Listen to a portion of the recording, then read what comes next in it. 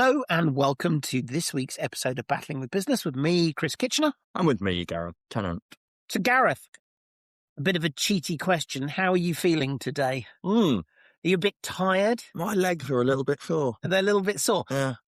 How are you? My legs are a little bit sore, but not as sore as I suspect someone else we know. So the reason why we're being slightly non-specific about this is today, 5 hours ago, no, maybe a little bit more than that. More than that, I think, yeah. We met an old friend of the podcast, Baz Gray. So Baz Gray, for those of you who remember, is a yeoman warder, Arctic or Antarctic explorer.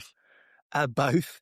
And we had the episode and he talked about his Shackleton adventure where he, along with some other colleagues and friends, recreated the Shackleton escape from Elephant Island to South Georgia and then the climb over to South Georgia. He also squeezed in a little bit of time to go through all of the ranks in the Royal Marines and be a mountain leader as well. There was that. If you haven't listened to the episode, please do listen to the episode. It is a really fantastic episode. We were very lucky he hosted us at the Tower of London when he told us the story. And we have been very, very lucky to speak to people like Baz. But Baz, as we speak, is currently somewhere between Oxford and London. And he is running something that is called Source to Sea. He is running the entire length of the River Thames from its source, which I think is Cirencester way. About that way, yeah. And I think he's going to end in Southend. It's 232 miles, and he is doing it non-stop. And as it happens, myself and Gareth live very close to the River Thames. And so in that bravado where you do say, we should go and run with Baz a little bit. And it turns out that as he's doing it non-stop, what time did he pass us? It was 02:30.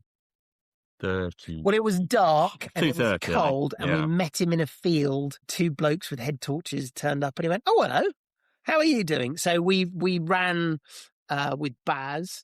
Gareth, you are training for a marathon. So on Sunday, I've completed my training. I should be resting because my marathon is in less than 48 hours. So that 10K you did this morning at 2:30 probably wasn't aligned with your... It's not the best taper. Not the best taper. But it's fine. And then when we were talking to Barry and we were running with him, he was... I don't know whether he was specifically looking, but they wanted someone to run with him. And so I carried on and ran a little bit further. So my legs are probably a little bit more sore, but it was well worthwhile. Anyway, never mind whether my legs are sore. As we speak, as we literally record this, Barry is still running. So he's over halfway now.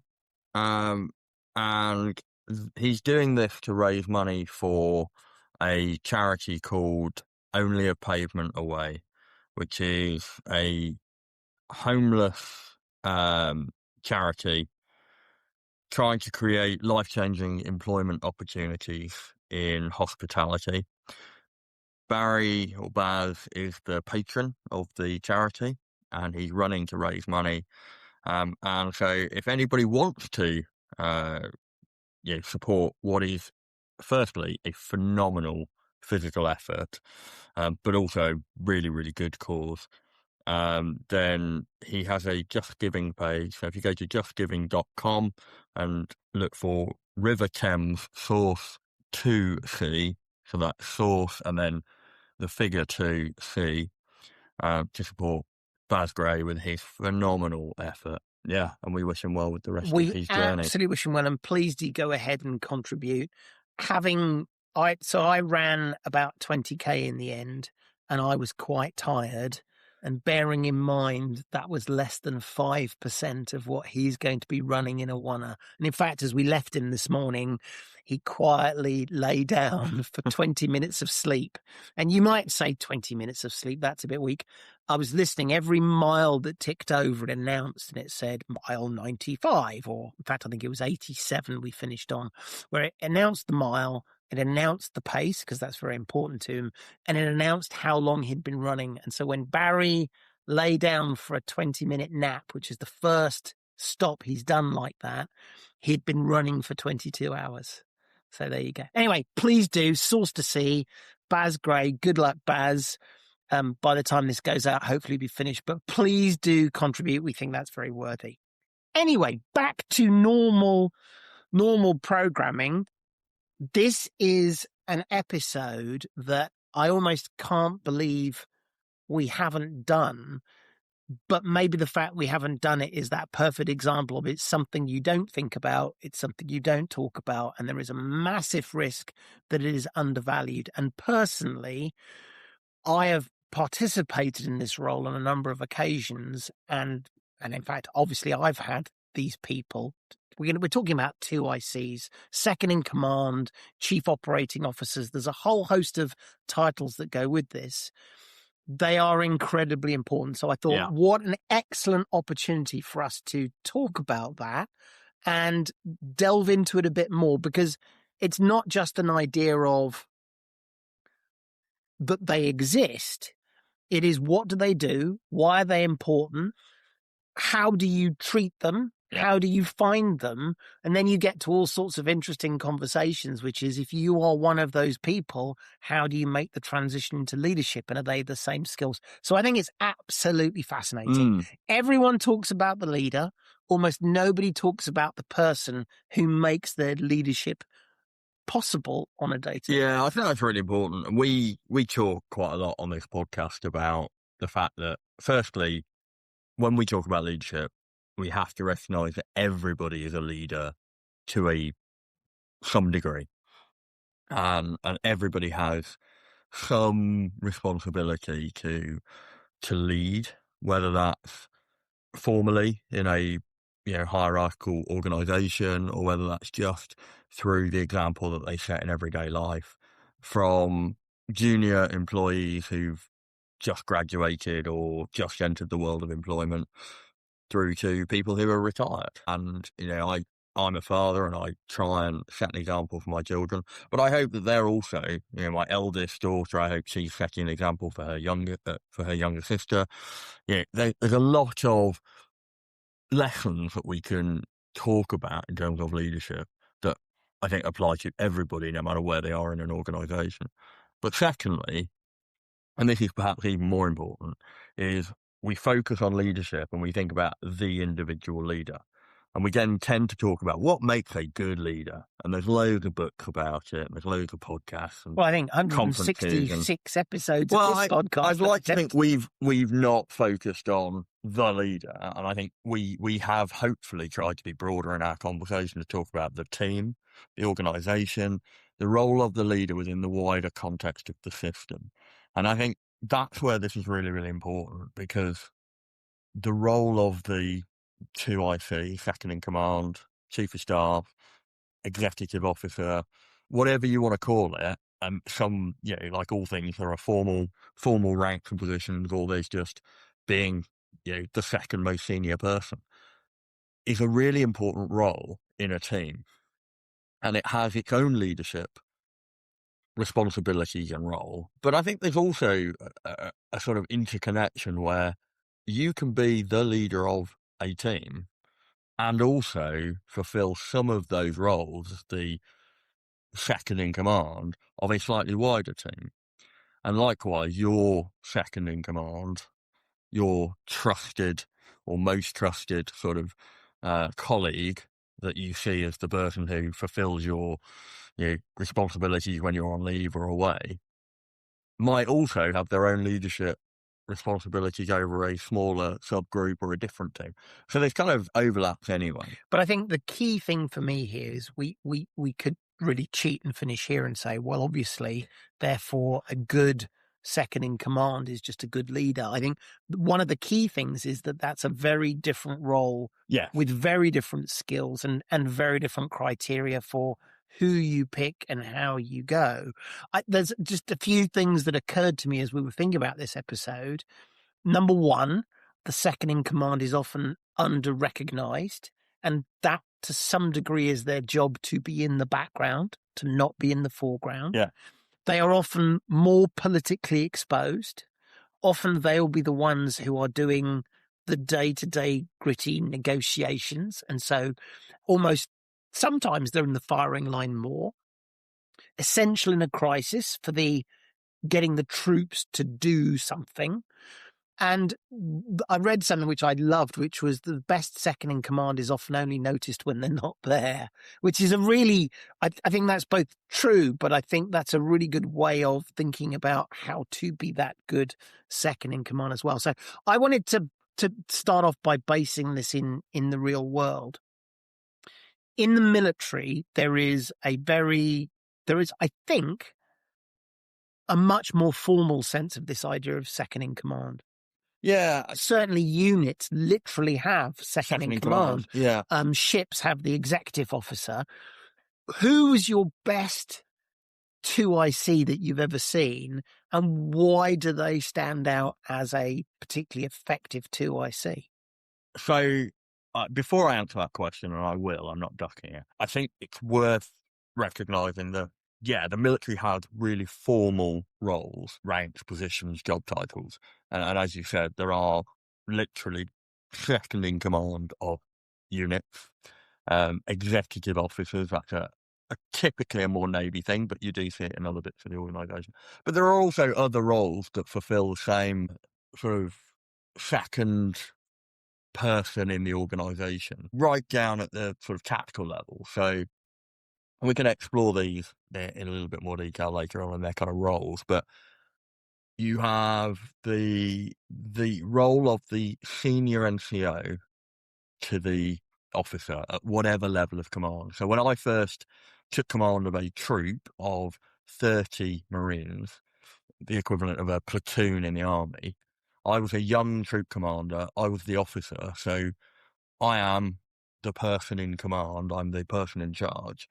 But I had a troop sergeant who was the next most senior person in the troop, but arguably more senior in some ways because far more experienced. My troop sergeant had done 20 years service when I'd just passed out of training. So I'd done a year, but that year was in training. He has lived the experience of every single person in that troop, whereas I hadn't. I'd come into the troop and taken command, but I'd never been the most junior Marine.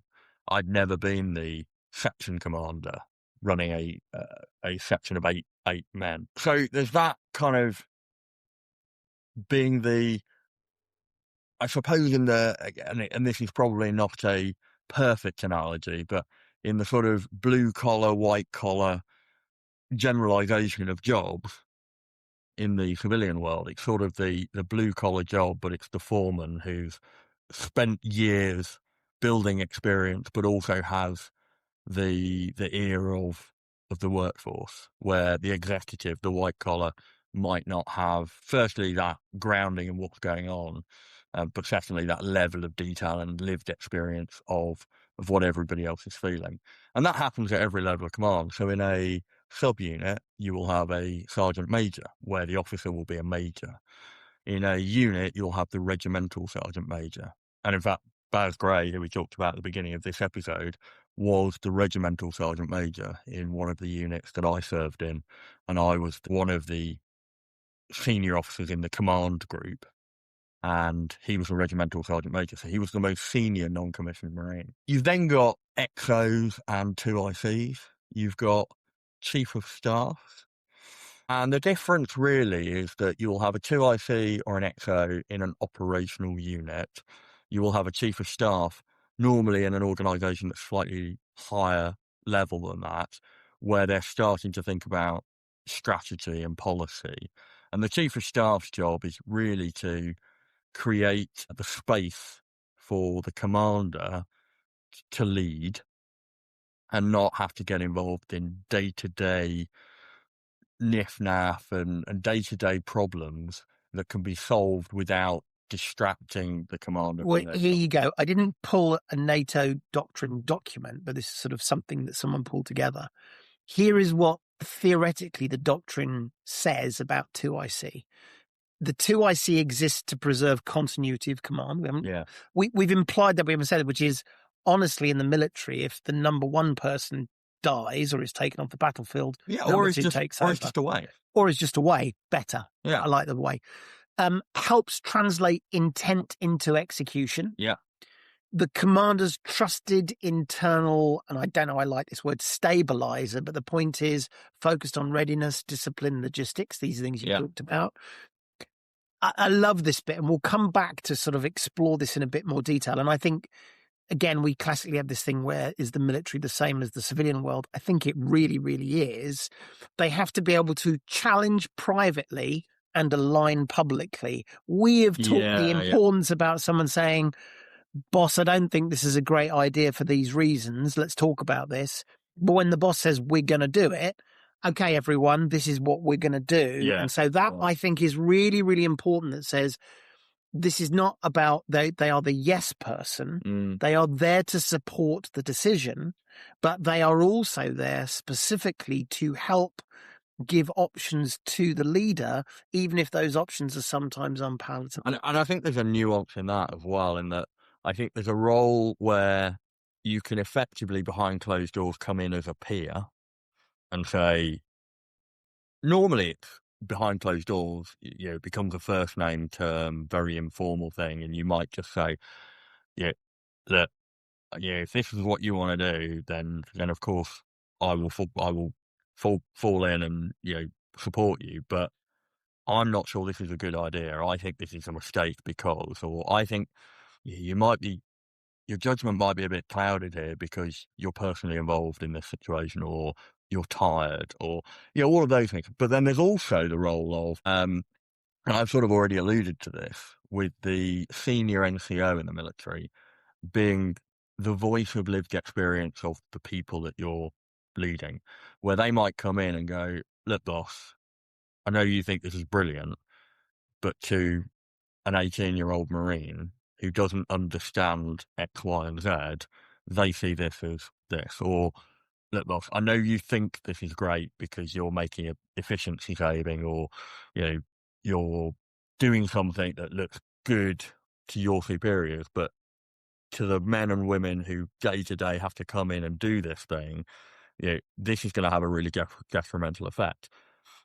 And a good deputy to IC will have the confidence to do that. And this is a symbiotic relationship, because a good commander will allow that as well, but they will make sure that that is done in a way that doesn't undermine the authority and the command of the leader. I think what's so fascinating about this, as we sort of formalize it and talk about it, is it captures so many of the different things we've talked about. Follower leadership. Yeah. In this role, I am a leader, and in this role, I am a follower. I am a servant to this in this role. It talks about trust. Yeah. I think one of the most important things, which I don't think it's a doctrinary thing, is there has to be trust between the two. The 2IC has to say, for this to be really successful, I trust you, boss. Yeah. And so even when you ask me to do things I don't agree with, I trust you're doing it for good reasons and you're not an idiot. You're not trying to sort of look good at my expense. And trust from the leader in terms of, I have to trust my success is in no small part based on their ability for me to be successful. And so bullshitting them is a bad idea. That's a terrible, terrible idea, because they're smart enough to know it's bullshit. So I love that there's all of these things, but it feels like this is one of those ones where I've seen a sort of a leader and a 2IC relationship be perfectly reasonable. Yeah. But I've also seen them be absolutely fantastic. And I've been really privileged to have some people that have worked for me effectively in that role who were exceptional. And there's a really a yawning gap between average, ticking the boxes because you have to, and when it works really, really well. So we don't talk, I don't think in my entire civilian career, anyone has talked to me about, and we'll talk about this a bit later, who makes a good 2IC? Yeah. What does it mean? How do you develop them? How do you build the... It's one of these things where, well, you've got to have a 2IC, because if you're not there, do you know what I mean? Yeah. It becomes the thing. Yeah, there's a couple of elements I just want to touch on before we go back, which is two more things which I think are really, really important. And it, again, I mean, this is all very circular as we talk about these things. A 2IC has to understand the commander's intent deeply. It's not good enough that you're just like, well, what do you want me to do, boss? Yeah. It is, what are you trying to achieve? Because if I understand truly what you are trying to achieve, if I understand your strategy, if I understand your goals, as a 2IC, I can say, oh, I understand why you're asking me to do this thing that otherwise might be detrimental. The lads won't like this, but overall, I completely get why we're doing this. So that's really interesting, this idea of really truly understanding the Yeah. intent. So you talked about the yawning gap between the sort of acceptable, the average, and the truly exceptional or the good. And I agree with that actually. I think it doesn't take a huge change of behaviour to make a huge difference in the way an organisation works. But what I would also say is I've seen bad second in command, and it's not because they're incapable or malign or the wrong people in the wrong job. It's one simple thing that every time I've seen it has been the same mistake, and that's thinking that their role is to be the next leader that's waiting in the wings. And so what they end up doing is, rather than being that supportive function, doing the triage of day-to-day activity, implementing the intent of the commander, providing that sounding board, what they end up doing is creating almost a competitive environment where they undermine the authority of the commander by trying to be as good or better, and just trying to replicate the job of the commander. And that creates divided loyalties, it creates confusion and ambiguity. I don't think we've talked about a relationship before that is so nuanced on this, Yeah. because I completely agree. I'll give you another thing that bad, I'm using this in wide air quotes, 2ICs do, is forget their responsibilities. So it is very reasonable, and I have seen this, where 2ICs think my job is to protect the team. Yeah. That, the boss worries about the mission and the goals. My job is to protect the team. Okay, as we have discussed, that can also be a bad outcome. Actually, it's a much more nuanced role, which is your goal is still your number one person to serve is the boss. Yeah. But in doing so, you also need to think about and ameliorate what you are doing with the Yeah. team. And that's really tricky as well. And I mean, I think I don't have a lot of example of NCOs I didn't spend a lot of time sort of working with or having NCOs, but a soldier who has spent all their lives with other soldiers and having been up to their neck in mud in trenches with crappy leaders are now the 2IC, you can absolutely see why they and their peers would say, dude, your job is to look out for us because we're the ones that get shut on when it goes wrong, or we're the ones that are in the ditches or running at the people with the bayonets. Yeah. You can really see. So that is such, I mean, as we talk about it, it's incredibly complex. But again, we just don't talk about it like that. In No. fact, that's a really interesting thing. You have done this role yourself. We'll talk about my sort of civilian experience. Did anyone ever sit you down and say, let's talk about what it means to be a 2IC? No, not specifically, but I think there is a fundamental difference in the way the military operates and the way that most corporate organizations or commercial organizations work. And that is, there is a distinct separation between role and rank.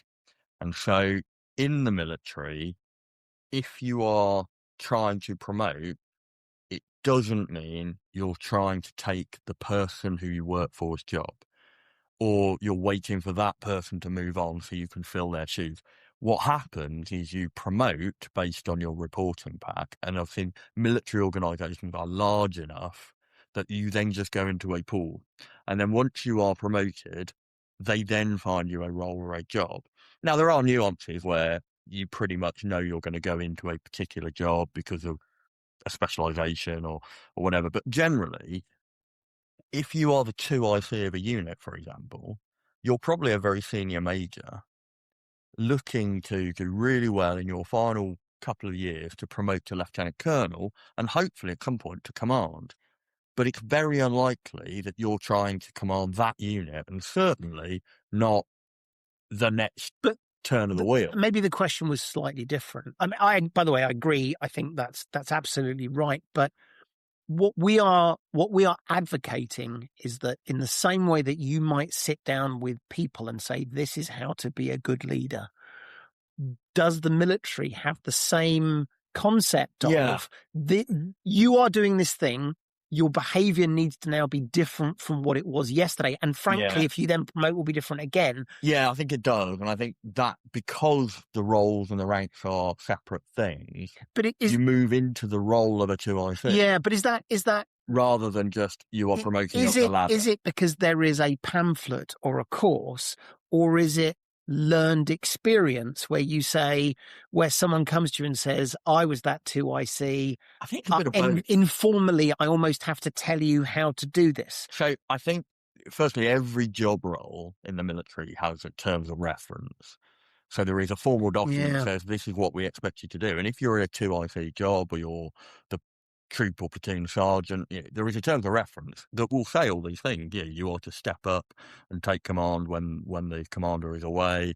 You are there to triage, and you are there to be a sounding board and give advice to your commander. You're there to filter out the noise. Yeah, so all of this is written down. But also you will have probably seen it done well or badly as you've climbed through those ranks. And again, you will have watched people formerly in the job of 2IC, formerly in the job of XO, formerly in the job of regimental sergeant major. And then I think the third element is that learned experience is when you do a handover takeover, people will tell you how they've done their job, Yeah. how it's worked. And of course, there's a nuance that every time you are a 2IC, the way that that works and the success of that is entirely dependent on your personality and the personality of the commander. Well, we should definitely come back to that in a second. I do get the feeling that in the civilian world, we just don't have that same concept of 2IC. Yeah. It lacks that formality, but not just the formality, the institutional knowledge that this is an important thing and it behaves differently. Yeah. But it's interesting. One last thing very quickly before we move on, because I think it's really interesting to read out these roles.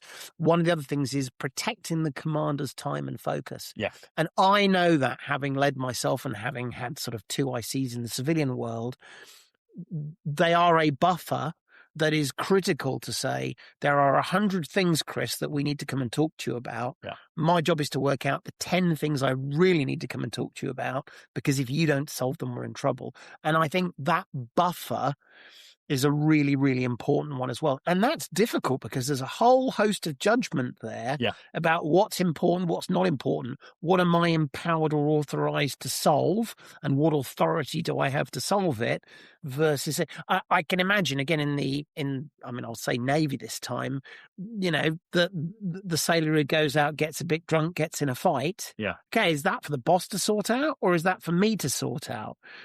At what point must the boss know about this? Yeah. And at what point does the boss not want to know Yeah. about And this? I think this is where it comes back to your point about must be inside the commander's head or the boss's head about the intent.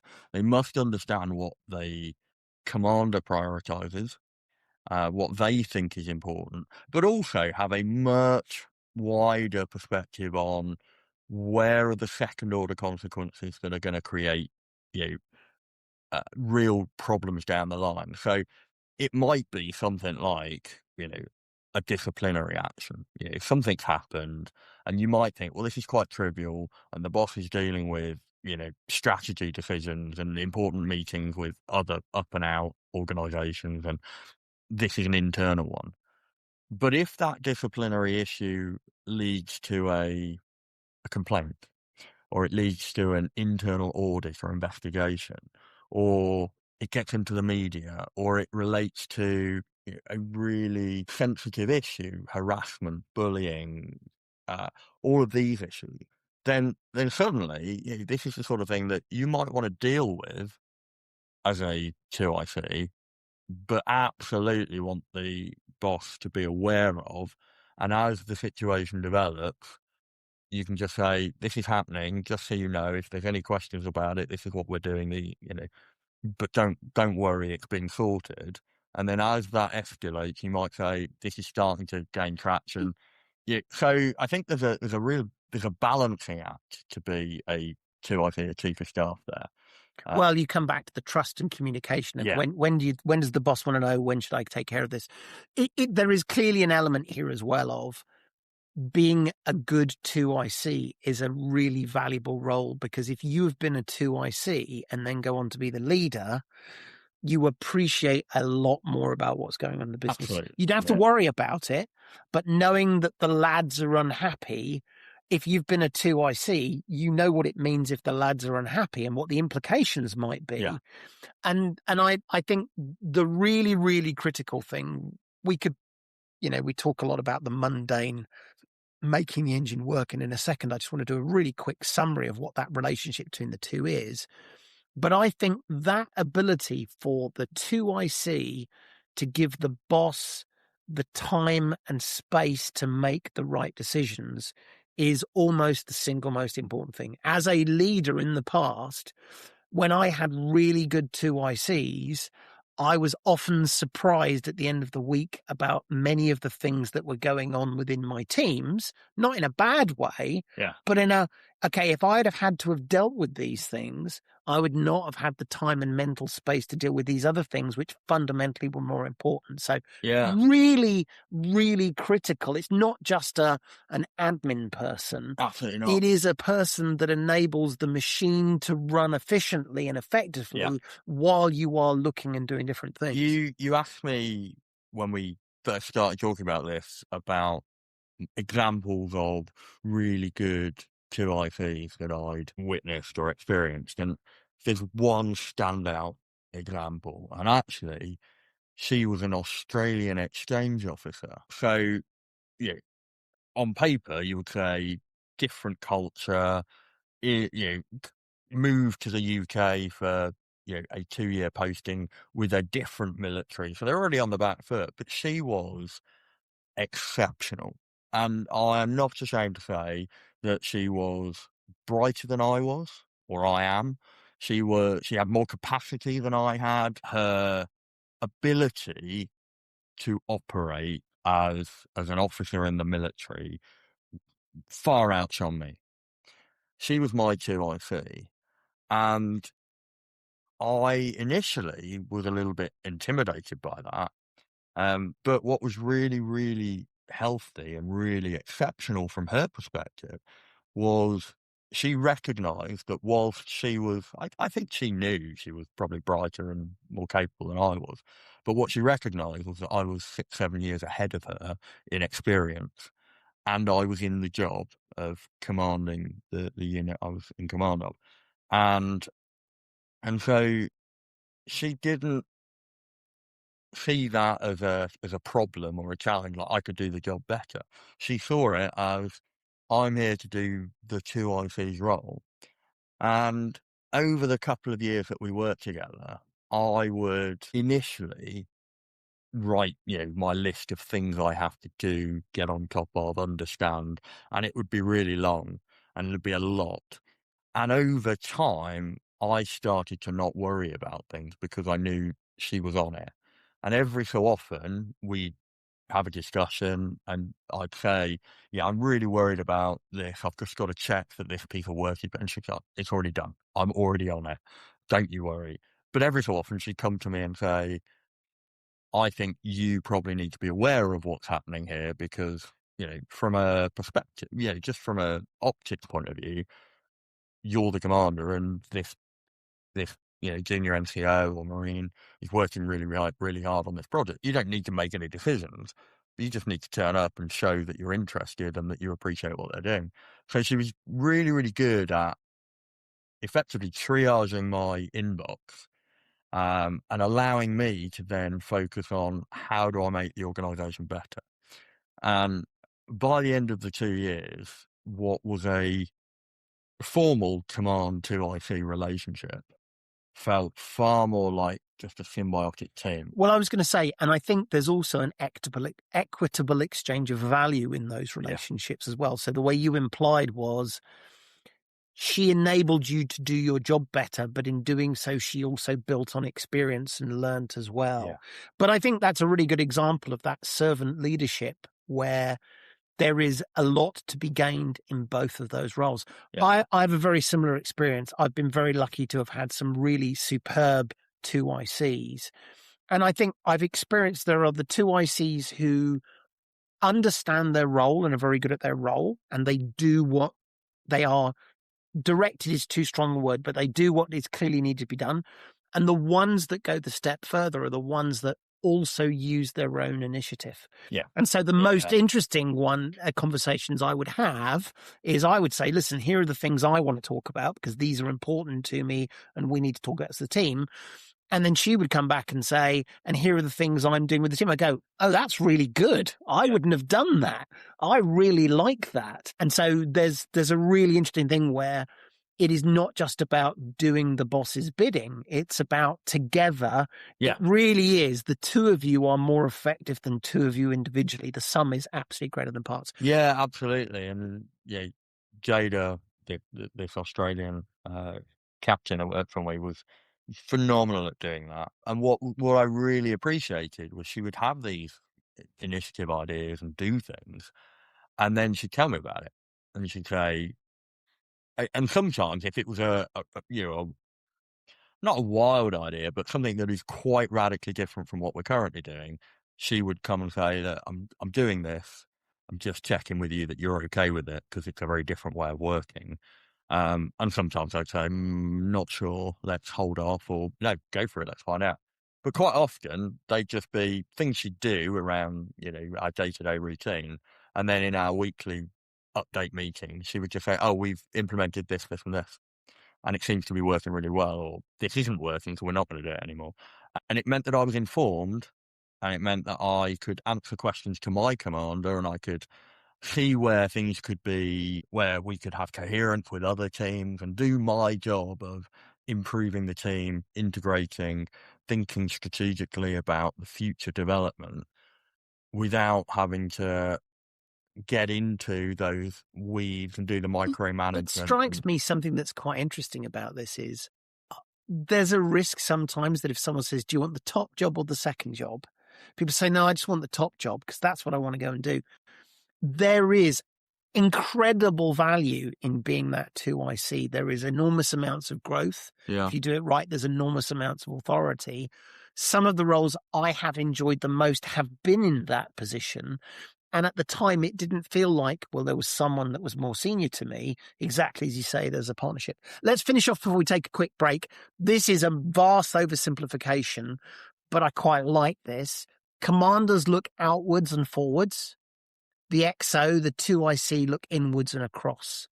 The commander sets the direction, and the 2IC or the executive officer ensure that the machine works. And I like that it's a really good description of how that unit together, how it's the combination of those two things. And it will vary in case by case, but I think that's really, really good. So really quickly, in the NCO officer relationship, and I think the first thing I want to do is dispel this myth that the officer is the educated, clever one, and the NCO is the slightly thick, but has done the job and therefore the experienced one.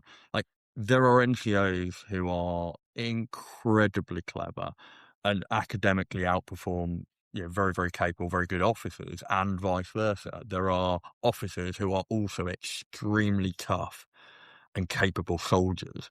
And so these two things aren't, mutually exclusive.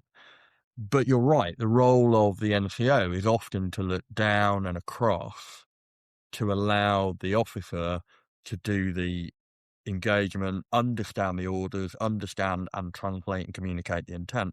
And in the tactical organisations, particularly in the Army and the Royal Marines, we would talk about this being sort of like a mum and dad relationship, which is probably a little bit misogynistic, but also a bit weird. And a bit but weird. I'll take it. But where the officer is the dad and the senior NCO is the mum, so it's the mum who is going to all the Marines and making sure that, they've got all their kit, that they've charged all the batteries for their kit, that they're doing the things that are just expected, so that the officer can come up with the plan, can go and talk to his commander or her commander and do all that sort of stuff. It works really, really well as long as you don't see this as, I'm the officer, so I'm the clever one. I'm the clever one. I do the tactics, and you're the NCO, so you just make sure all the people are on Well, with all the right kit. and just to sort of kill It's that, a team. to kill that dead, the skills of being a good mum are as important as the skills of doing a good dad. Yeah. And if one of them is weak or both of them is weak, you are absolutely screwed. So, Yeah. and that's good. All right, let's take a very quick break. Let's come back after the break. And I do want to talk a bit more about the civilian world, because I think there's lots of civilians yawning and saying, well, obviously that's the military. We don't have that. We don't have the same structures. I want to probe that a little bit more. And then maybe let's finish off by talking about what makes good ones. How do you be effective in that role? How do you transition between the roles? So we will see you straight after this break.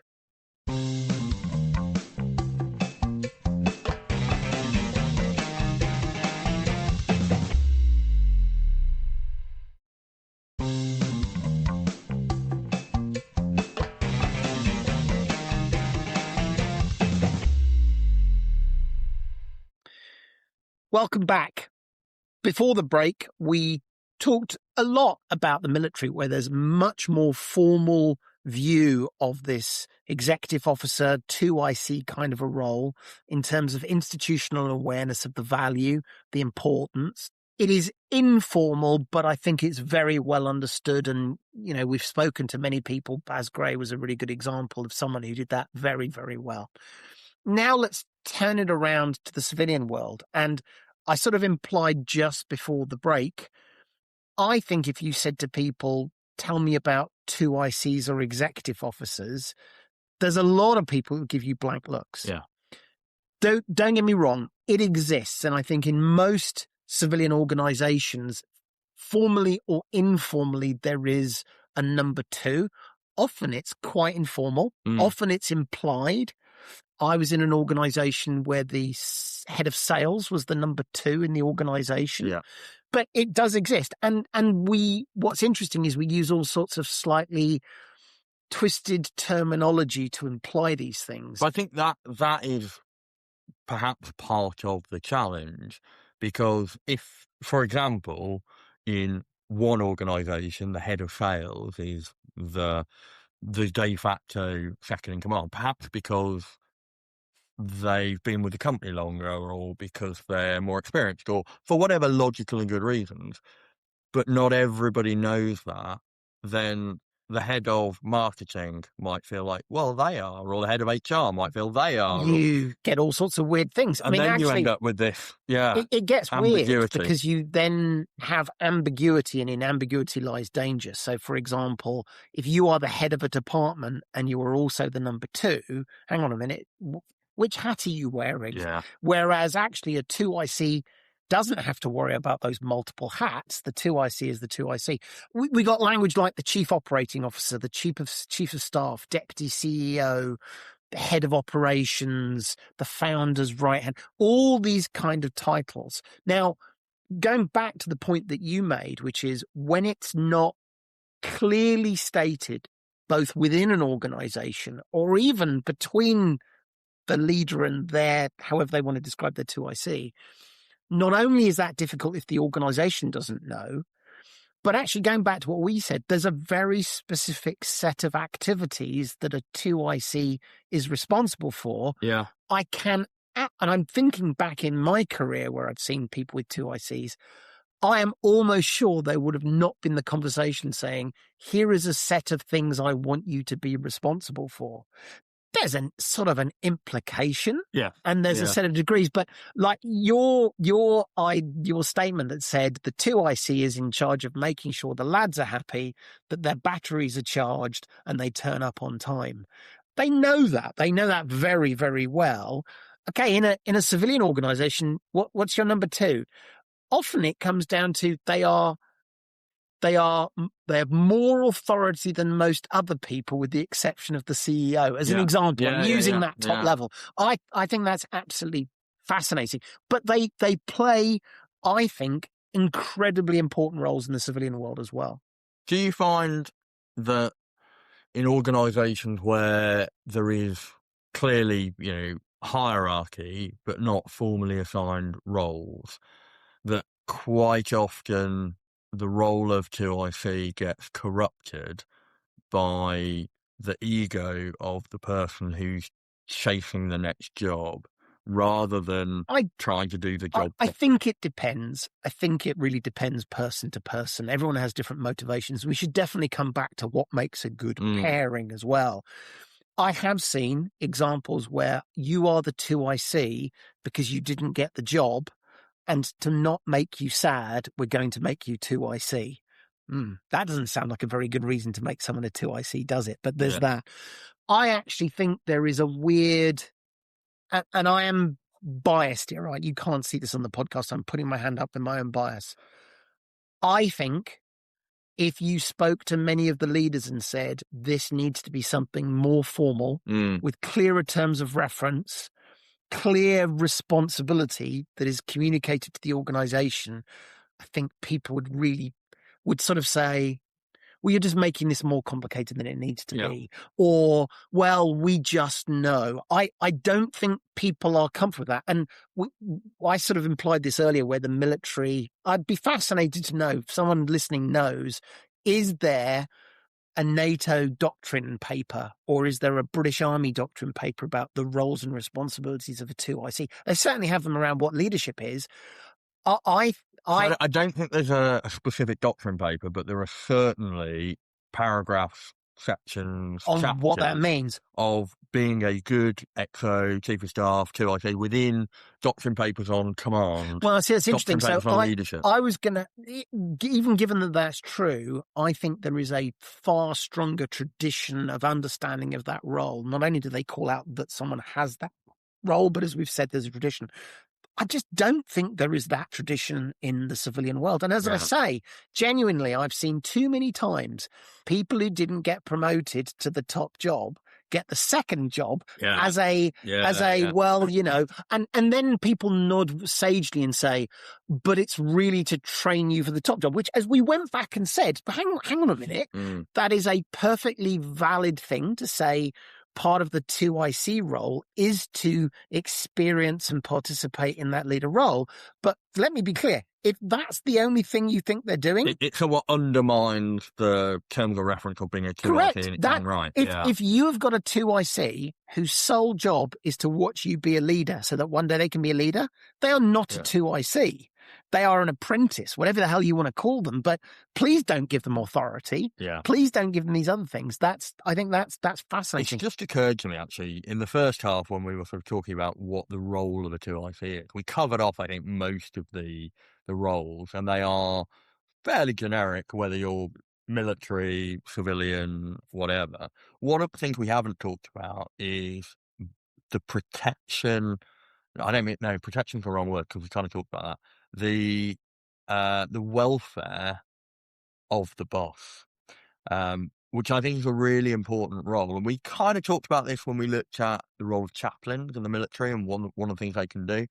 But there is this phenomenon called the loneliness of command, which is if you are the top dog in an organization, there's no one above you looking out for you. And so if you don't have an effective 2IC, you can work yourself into the ground. You can not sleep and become overtired. You can allow stress to start to affect your mental health, your physical health. And that not only is bad for you, but it's bad for the organization. And so one of the fundamental roles that we've not really talked about, and I think is really important, is having somebody that can literally look at you every day and say, you need a rest. Or I think just take a step back and go and think about whether Well, you're taking this too personally you've or led on to something which I think is an interesting conversation. As I've outlined, probably the majority of the 2ICs I've seen are, for want of a better word, player managers, yeah. in that they already have a role in the organization, and this is almost an extra role. So the example I gave of head of sales is effectively the 2IC. The risk you've always got there is that they have to manage those two hats.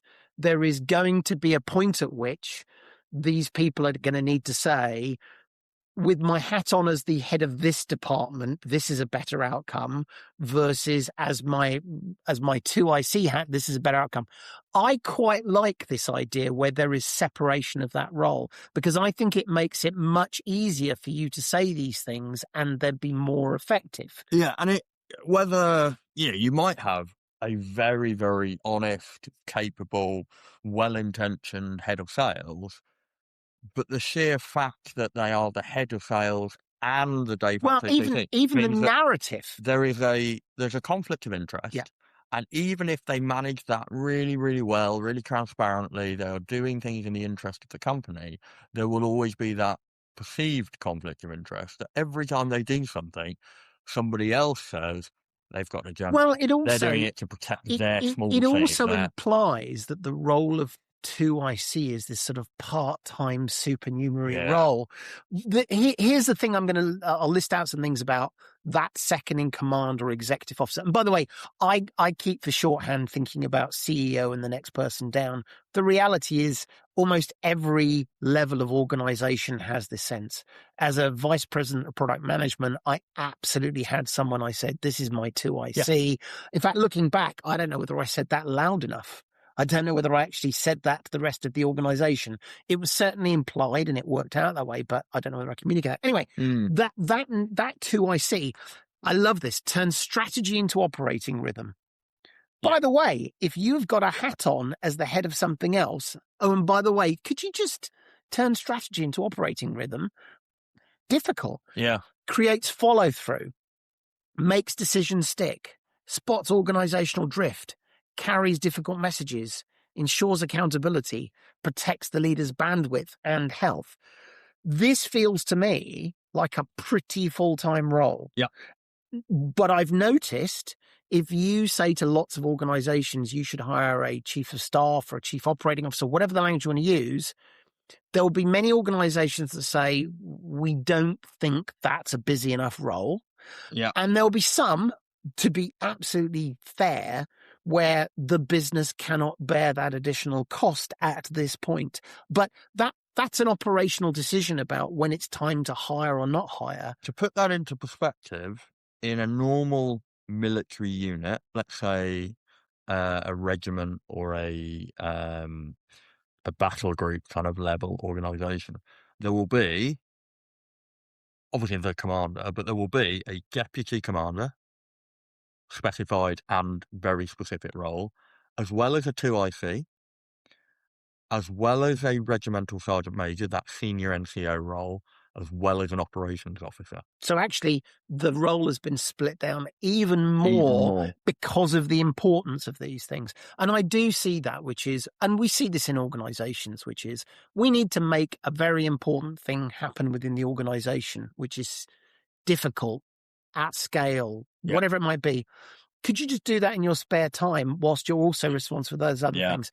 I get it. I get, I've been that leader that has to make the decisions about which is the most important things to do. But if you don't believe those things are important, you carry on giving people part-time roles to do it, or you think it's important because otherwise we might not be here next year. Do you think that's because commercial organizations evolve and they scale by growth? And therefore, as a startup, you probably don't need all those roles. But as a medium-sized enterprise, you've just already set the kind of rhythm of what you do. I think there's actually a whole host of reasons, and all of them are benign, but you put them together and you get some very bad outcomes. Yeah. So the first one is, I agree. You start the business and there's three people sitting around a table. Yeah. Well, we're not going to have a 2IC, guys. We're all in this together. And as time goes on, things evolve. And by the way, businesses I've noticed are not they're not terrible, but they're not great at understanding the different stages of their own business. It happens. And actually, I've been lucky enough. Often that's when I'm called in when they say we recognize we need to make this sort of step change. But that can be a challenge. The lack of institutional awareness. The first day a soldier joins the British Army or a sailor joins the Navy or an airman the Air Force, immediately they are presented with this structure. Yeah. And so from day one, they already understand whether an air vice marshal or the first Sea Lord doesn't necessarily need to read a doctrine paper on the importance of 2ICs. They've lived it. And I don't think you necessarily have that in civilian world. I think there are other worse reasons. There's an element here of ego potentially as well. And any leaders out there going, oh, he's calling me egotistical again. It's not that. But I think there is this trope that leaders have to have the answers for everything as well. Yeah. Not everywhere. And I'd like to think in healthy organizations, as we've said, the leader understands. But we've seen today, I was listening to something about podcast and they were talking about tech bros, and just the word tech bro conjures up that superhero tech guy that does everything and writes the code and runs the business. So I think there's a bit of ego. I think there can be potentially fear. So we've talked about this idea that the second in command can be there as a leader in waiting. There's a reverse thing, which is there can be fear that the second in command is seen as a threat. They'll take my job. Absolutely. Yeah. And by the way, I think in a corporate organization where promotion may not be as structured in the military world, that can absolutely be true. Yeah. If I do a really good job in front of the boss's boss, that potentially, if the boss isn't performing, I get there. So there's an element of that. I think the last one is absolute ambiguity as well, that people just, there isn't that natural sense of organization. I'm very excited to talk about the fact today that this person has now been made my 2IC. Now, what does that mean on the day-to-day business? And that communication is really, really important, because I've seen this too many times. The boss has said one thing, the second in command has said another thing. What is the relationship between you guys? Who is it that has the authority? And where does each of you have the authority? And it's not because I need to kiss someone's ass. I want to understand if two of you are saying something that's similar but different, that's a problem for me now. And I've got a really good example. Again, it's back to the military, but in the US military, they have what's called a command sergeant major, which is the equivalent of what we have in a regimental sergeant major. So the senior NCO at a unit level. However, in the US military, after the role of command sergeant major to a 1-star general, a brigadier, that brigadier has the authority and the ability to keep the same command sergeant major. So every time they promote and go on to command another and presumably higher level unit, they take the same command sergeant major with them. So you end up with a brigadier promoting to be a lieutenant general and commanding, or in the US, a lieutenant general and commanding a division. Well, they would take their command sergeant major with them. And what that creates is a hierarchy amongst command sergeant majors. Because if you're the command sergeant major to a 2-star, you're automatically, well, I've done the 1-star job and I'm now at the 2-star level. And it creates a shadow command. And when I was on a particular operational tour, we were working very closely with the Americans, and the command sergeant major or command sergeant majors would use that inferred rank and that shadow organization to make decisions that were well above their role as a 2IC or as a sounding board to their general. But to protect the reputation of the generals would often endorse those decisions retrospectively. And so what you ended up with was this really odd position where orders were coming out quite often by email or verbal communications at meetings through a command sergeant major, and you didn't know whether that was directly the intent of the general or whether that was the intent of the command sergeant major, Interesting. using the weight of the general, and then you retrospectively get the general Well, but endorsing it. just the idea that you have to second guess. It became really difficult and quite a challenge because we were dealing with in fact, this isn't sensitive. We were dealing with the training of the Afghan National Army, and of course, we know retrospectively that it all collapsed. And part of the challenge was this was a very politically fraught operation. It mattered to prime ministers and presidents.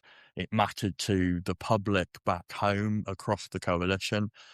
And so there was this nuance of policy versus political incentive versus strategy versus tactics. And then on top of all of that, you've got this ambiguity in command. And that made our job of making decisions about how to do things on the ground really, really difficult. Again, I know people will be sick of me saying this, doesn't it? Come back to all the basic things we've talked about: communication, clarity, trust. But just that idea that a missive comes from someone senior, and you have to say, is this coming from the boss or is this coming from you? Do I have to pay attention? Yeah. Okay, if you'd have been very clear about what my responsibility is, what my authority is versus their authority, that would be that.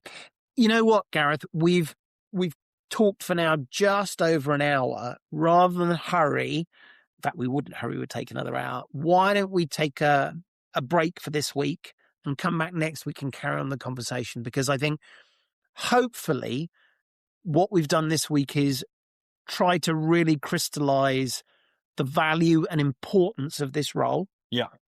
Why that perhaps is easier or at least more visible in the military world, and why that is perhaps harder in the civilian world. I think we've given a few sort of hints about how you might think of that in the civilian world, and one of those was think very carefully about giving that 2IC role to someone who has another influential hat, because that makes that ambiguity and that conflict of interest very difficult. But actually, I'd love to come back and talk more about that. A couple of things that are on my mind. The paradox of the executive officer, which is influence without glory. I think that's a fascinating conversation. It touches on some things we've talked about. I've literally written here, no one remembers the 2IC. And actually, if you are a good 2IC and no one remembers you, you've done an excellent job. That was part of your role, not to be the face, not to be the person. So that's interesting. I absolutely want to talk about how do you find a good XO? How do you find a good 2IC? Because it's all very well saying, well, this is what they need to do to be good. How do you find them? And I think there's a really important thing which we've already sort of hinted at, if not touched on. Well, the first one is bloody diversity. If throughout your entire career it's the same 2IC, that makes me nervous. Yeah. That makes me think you're going to end up saying and doing the same things. But also in terms of one concept we should talk about is, I think there isn't a simple recipe for the 2IC, because actually it all depends on who you are as a leader. Absolutely, and that changes based on who you are as to who's a good 2IC. So we'll talk about that. And, funny old thing, this will come as no surprise to, veteran listeners of this podcast. It also matters about the team and the task. Yeah. Yeah. So that relationship between the 2IC and the leader absolutely is personality driven. But also, what makes a good 2IC depends on what it is you're trying to do, what the organisation looks like, and who the team is. So I think I'd like to explore that a little bit more. I'd like to explore the culture, the organisational culture aspect next week. And one of the things I'd just like to sort of point out is I've talked a lot about how the military does this, and I've given some good examples of where it's been done really well. And I think I've highlighted where, because we formally create roles and terms of references, we perhaps do this or implement it slightly better. I think that's because it's easier. but there are lots of examples of where this is done badly in the military. So I'm in no way trying to say that, the military's got it right and the commercial world's got it wrong. I think there are lessons from both. And I'd like to explore some of the cultural aspects of command in the military next week and how that undermines where this 2IC XO chief of staff relationship could be really, really effective and sometimes isn't. Well, I've got a last thing we'll talk about next week. You can tell we're going through our notes here of what we're going to talk about next is if you are a 2IC, which frankly we all are at some point in whatever form that looks like, how do you make that transition to the leader? Because hopefully one of the things we've said very clearly is the roles, responsibilities, techniques, maybe a better way of saying is mum and dad. One's a mum, one's a dad. And that transition, I think, can be really difficult. And for those of you who've been with us for a long time, I think it was episode number 3 where I talked about personal narrative. I think there have been times in my life where I have allowed my narrative to be, he's an excellent 2IC. And so therefore he should be a 2IC because he's really good at being a 2IC. And so there's an interesting statement that says, how do you make the transition and what are the challenges? Anyway, lots to talk about. I hope that was useful, interesting. As we said at the very beginning, we don't talk about this. We've spent many episodes talking about some of the more obvious things or the more popular things. But this idea of what does it mean to be a 2IC? What does it mean to be effective as a leader? How do you use them? How do you work with them? I hope that's something a little bit different. And I hope particularly for folks in the civilian world, if nothing else, it makes you think about this in a way that perhaps you hadn't done before. I think that does us for today. I'm going to go away and sit in a hot bath so that my weary old muscles can soak a little bit. And then I will feel bad when I realize that Baz is still running. Yeah. And has still quite a long way to go. And still has got a long way. Well, when it said, you have run 82 miles, I was thinking, blimey, I'm quite tired and I've run just over 10. In some respects, that's a long way. In others, still only a third of the way through. Yeah. Thank you for joining us. We, as always, we are on battlingwithbusiness@gmail.com for those of you who wish to get in touch. For those of you who are new to the podcast, and I do less of this, but I still do enjoy doing every now and then, is just looking at who's been downloading from what countries. We know we find people all over the place, but if this is the first time you've listened to us and we were interesting or valuable, please do hit the subscribe button. Please also do reviews. We like reviews. I don't know how many people have done reviews of the podcast. And perhaps most importantly, the bit that gets us most excited is please go find your fellow nerds, not pejorative way, of course, but people who care about this stuff. And if you think it's interesting, please share it with them. Yeah. We are on Blue Sky, on Battling with Biz with a Z, and we are also on Twitter as well. If you need to get hold of us, we also let people know when the latest versions of the podcast or the latest drops of the podcast are out. We'd love to hear from you. We hope you enjoyed it. Thank you very much for joining us, and we hope to see you next time on Battling with Business. Thanks very much. Cheerio.